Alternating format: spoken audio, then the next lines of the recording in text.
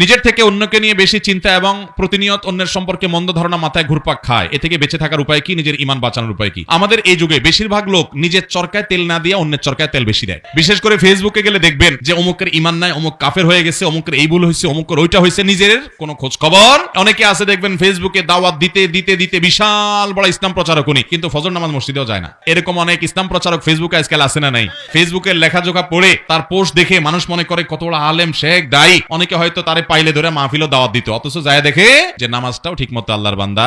সব like comment কামানোর ব্যবসা, সব লাইক কমেন্ট কামানোর কি ব্যবসা। আল্লাহ মাফ করুক। এই উদ্দেশ্যে যদি আপনি দিন প্রচার করেন তাহলে সওয়াব তো দূরের কথা, বরং শিরকের গুনাহ হতে পারে। এখন কথা হলো, অন্যকে চিন্তা নিয়ে বেশি হয়, নিজেকে চিন্তা নিয়ে কম হয়। এই জন্য আপনি রিয়া এবং লৌকিকতা সম্পর্কিত হাদিসগুলো জানবেন, এগুলোর ভয়াবহতা কি, জাহান্নাম উদ্বোধন করবে সে সমস্ত লোকদেরকে দিয়ে যারা মানুষ দেখানোর জন্য ভালো কাজ করবে। আর আল্লাহ তাআলা কোরআনে বলেছেন, কু আনফুসাকুম ওয়া আহলিকুম নারা, নিজেকে জাহান্নামের আগুন থেকে বাঁচাও, এটা আগে।